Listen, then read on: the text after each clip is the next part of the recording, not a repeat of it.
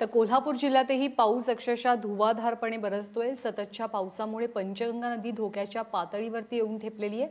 त्यामुळे आजूबाजूच्या गावांना सतर्कतेचा इशाराही दिला गेला।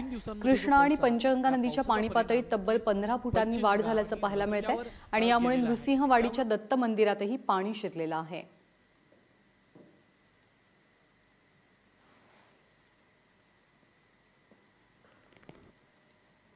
मी सध्या कोल्हापूर जिल्ह्यातल्या नरसिंहवाडी या परिसरात आहे आणि नरसिंहवाडी परिसरातून जी नदी वाहते ती म्हणजे कृष्णामाई।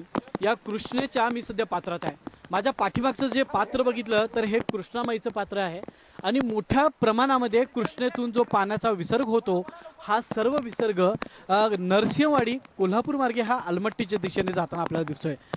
सध्या याच परिसराला संपूर्ण पूर परिस्थिती निर्माण झालेली दिसते। कोल्हापूर, सांगली आणि सातारा या 3 जिल्ह्यांमध्ये सध्या मोठ्या प्रमाणामध्ये मुसळधार पाऊस आहे। या पावसाचा परिणाम हा आपल्याला दिसून येतो।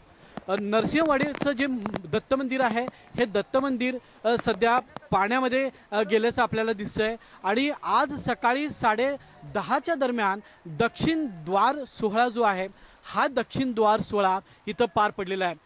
याचा लाभ घेण्यासाठी हजारो भाविक या मंदिरामध्ये खरं तर सकाळी दाखल झालेले आहेत। कोल्हापुरामध्ये साधारण 36 बंधारे पाण्याखाली गेलेले आहेत। हीच अवस्था सध्या सांगली परिसरातल्या धरणांची आहे आणि बंधाऱ्यांची आहे। सध्या कोल्हापूर, सांगली, सातारा जिल्ह्यामध्ये हीच परिस्थिती आहे। ज्या छोटे नद्या आहेत, छोटे बंधारे आहेत, हे सर्व बंधारे दुधडी भरून वाहत आहेत आणि या संपूर्ण ही जी परिस्थिती आहे ही पूर सदृश परिस्थिती निर्माण झाल्याचं आपल्याला पाहायला मिळते। असाच पाऊस सुरू झाला, असाच पाऊस जर चालू राहिला तर मात्र 2005 साली जी कोल्हापूर किंवा पश्चिम महाराष्ट्रावर पुराची परिस्थिती निर्माण झाली होती तीच परिस्थिती निर्माण व्हायला वेळ लागणार नाही अशी भीती व्यक्त होतीये। कॅमेरामन निलेशसह मिरणजित माजगावकर, एबीपी माझा, कोल्हापूर।